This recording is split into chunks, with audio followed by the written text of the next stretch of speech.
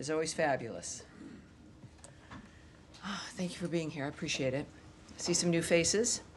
Some of your colleagues are traveling today with the Secretary. I think they're, because you don't look like Matt Lee at all, but that I've seen you before. It's all right. That's all right. Thank you all for being here.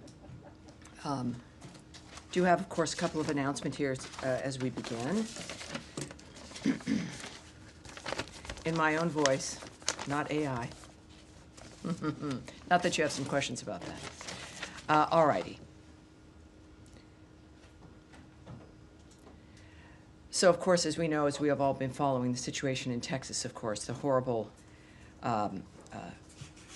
catastrophe there for everyone. To begin, our hearts break following the tragedy in Texas earlier this week. President Trump did sign a major disaster declaration for Kerr County.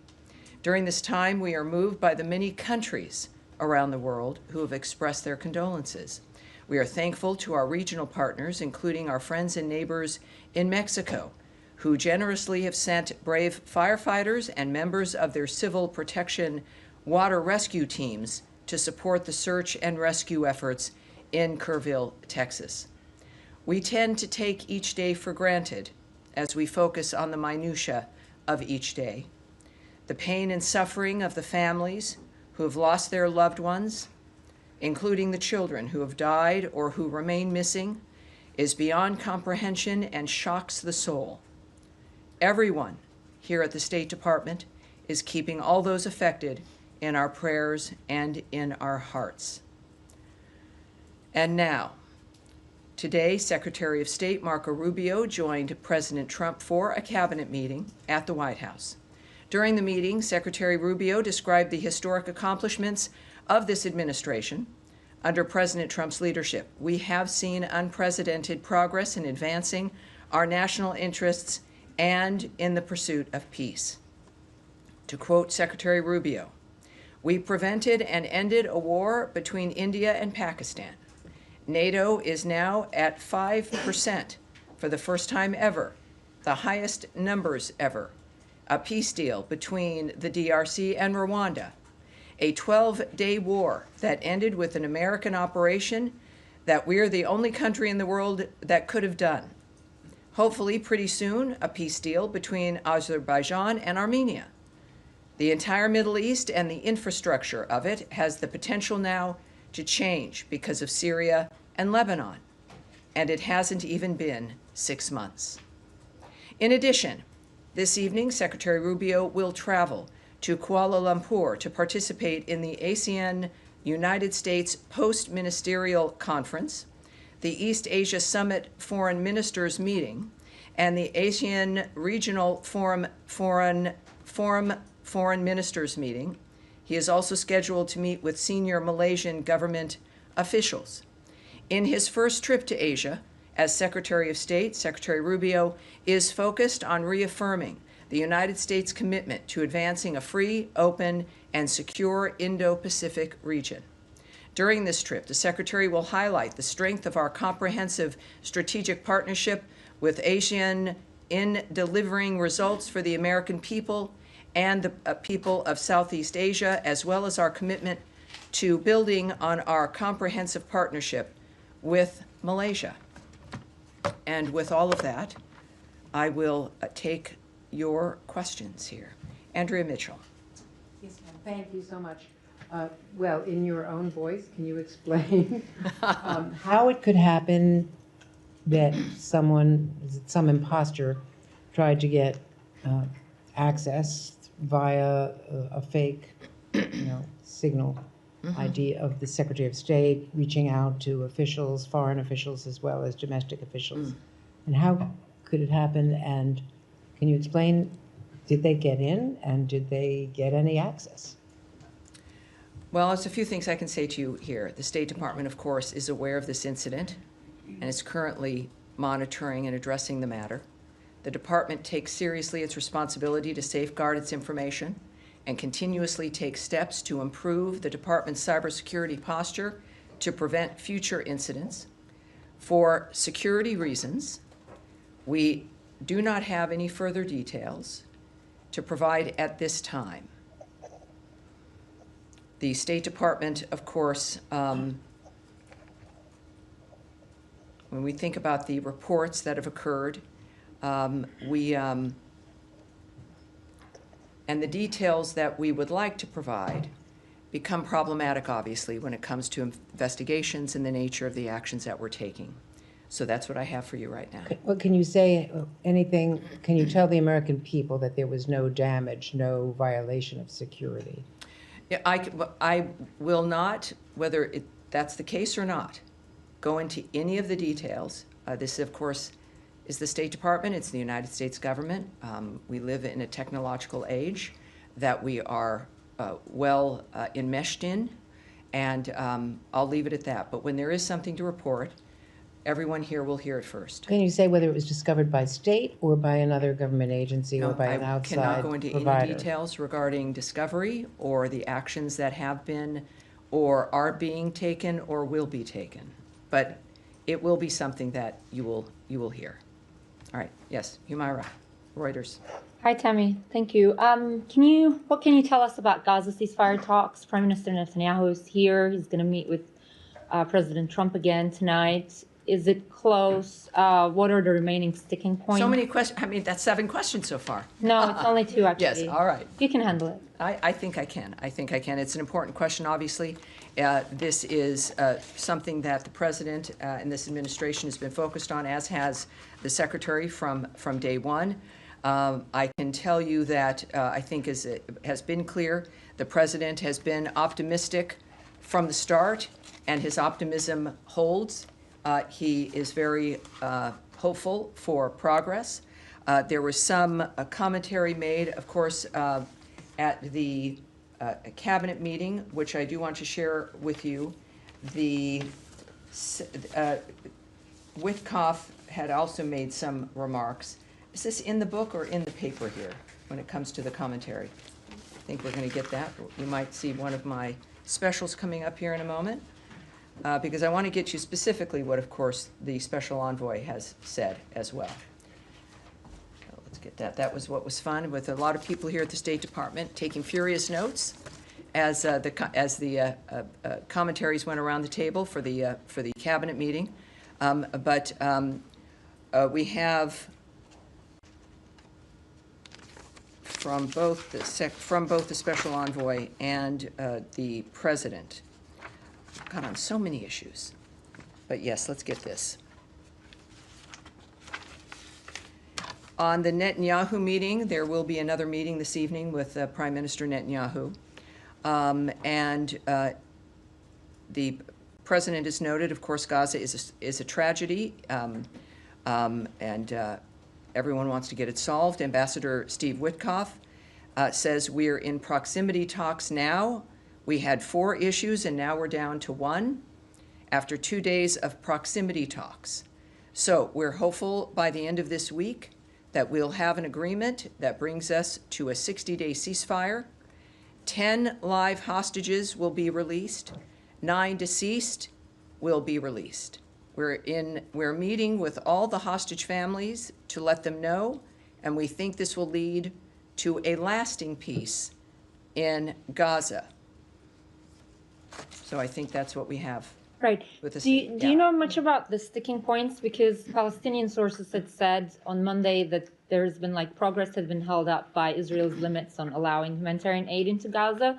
And in the text, it says the aid will be delivered by United Nations, Red Crescent, and other agreed channels.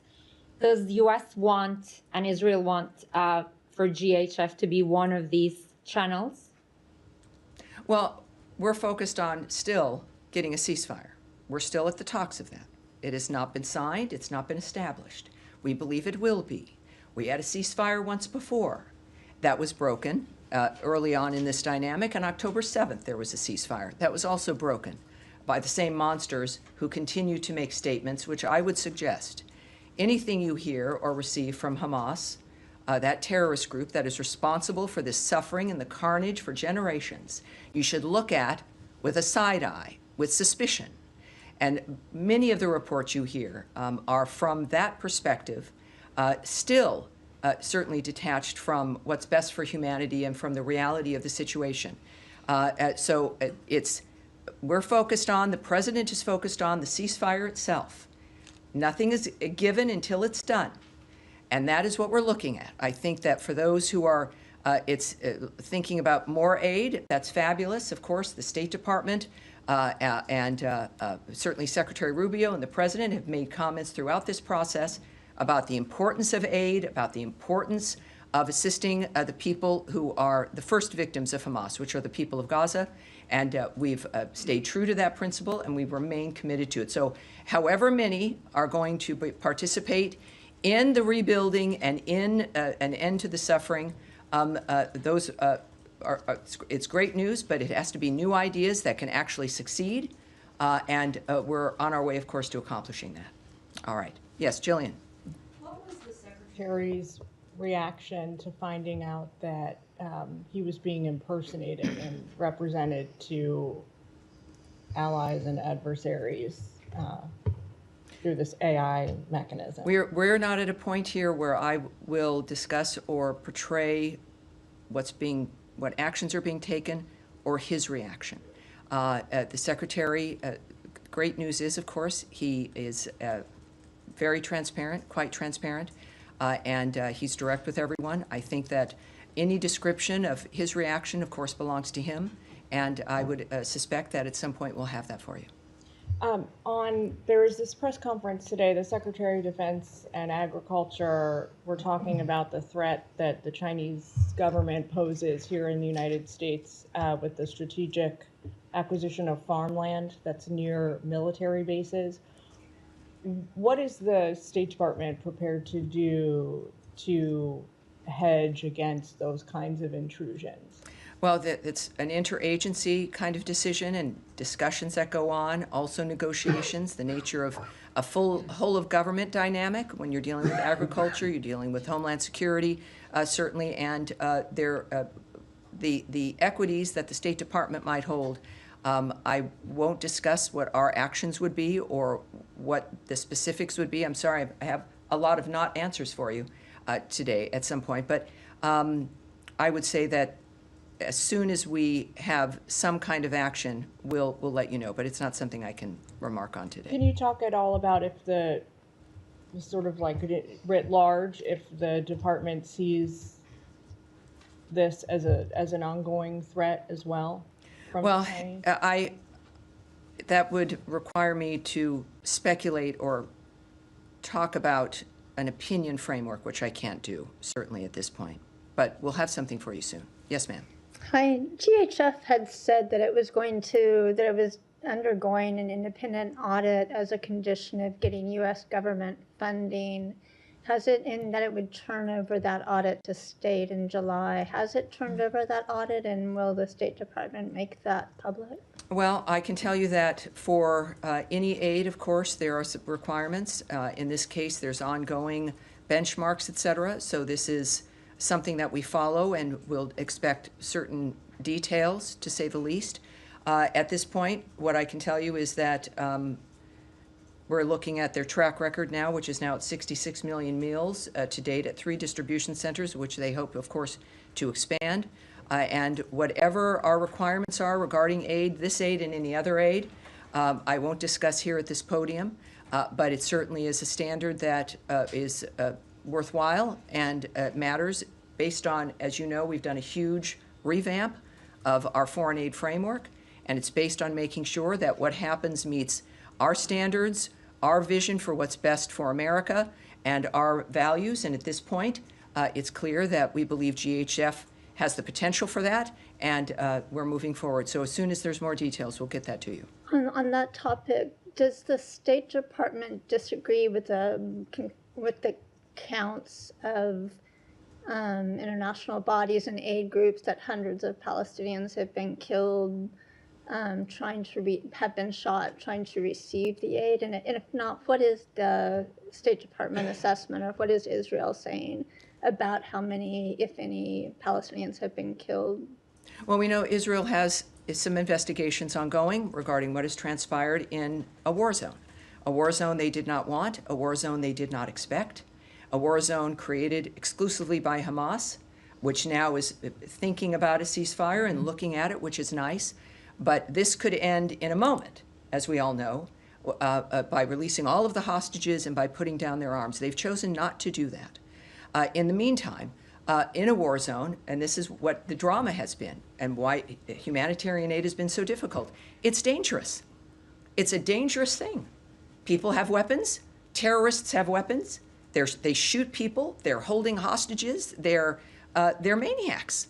And we have endeavored to push through that, to get aid to the people of Gaza without it being stolen by Hamas, which has used it, which has weaponized it, essentially, to enrich it themselves, to purchase more weapons, to build more weapons, and to terrorize local residents. They're not stealing it because they care about the lifestyle or the quality of life of the people in Gaza. If they did that, they wouldn't be a terrorist group and they wouldn't have attacked and murdered 1,200 Israelis on October 7th. So it's about getting the aid where it belongs to the people who need it without putting it into the coffers effectively of the terrorist group causing all this death and destruction. Yes, Tom.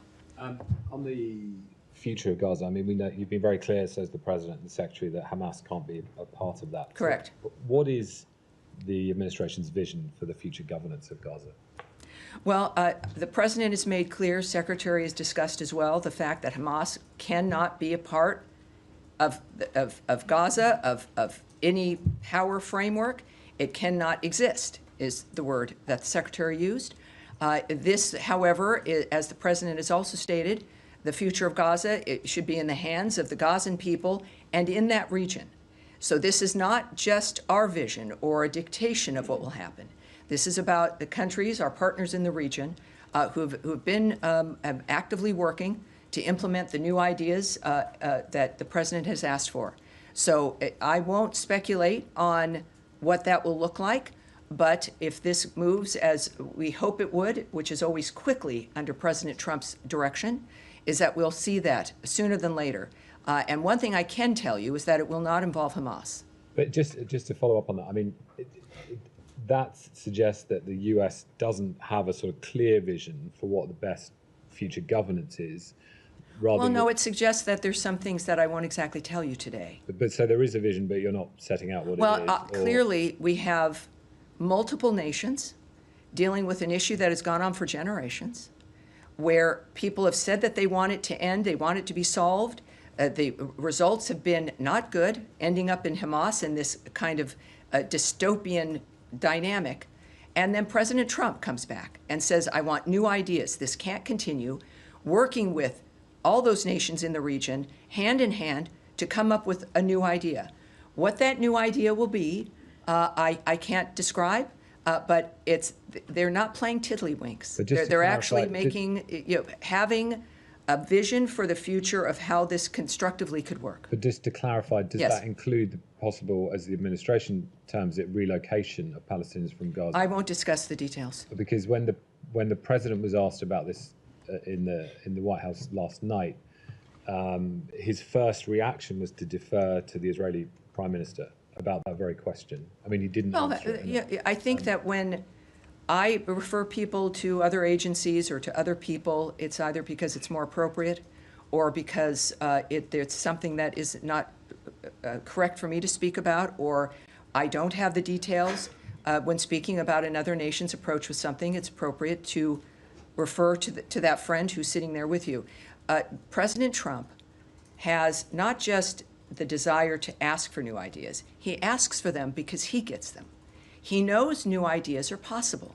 His life is a new idea. The nature of what he's accomplished politically is a new idea. He knows that if you put your mind to it and you need to accomplish something very specifically, you must determine what that will be, as opposed to being carried along by a system or a machine or the wind. So when he lives his life that way and he knows that it works, it's not always easy, but that sometimes it's the only way, if not most of the time, if you want real success and real progress, is to have the new ideas. And that's what we're waiting for, and it will not look like what's happened before. Although that yes, is the a other new Tom. idea. Yes, sir. Thank you, Tammy. Just going back to Gaza, can you tell us what that one remaining issue is that Special Envoy Witkoff described or referenced earlier? No, but I'm sure we'll find out. And then another sort of simple question. Of course.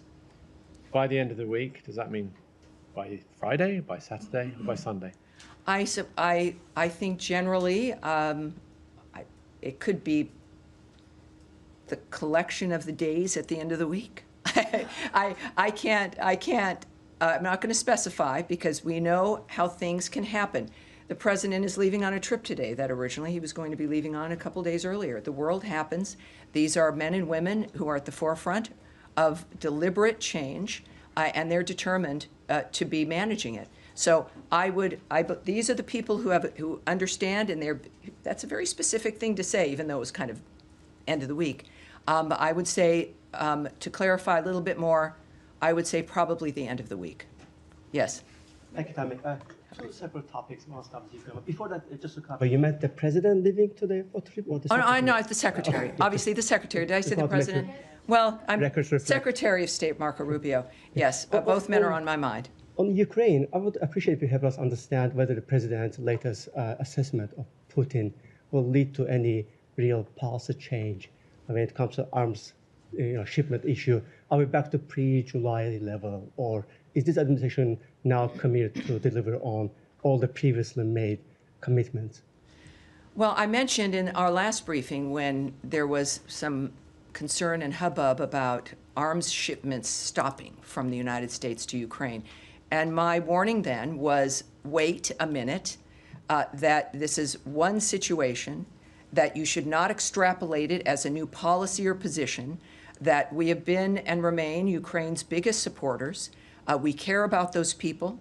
We care about making sure that they have what they need. The president has been very vocal about the wholesale slaughter that has been going on and how it has to stop, how there has to be a ceasefire, and how it has to be between the two parties.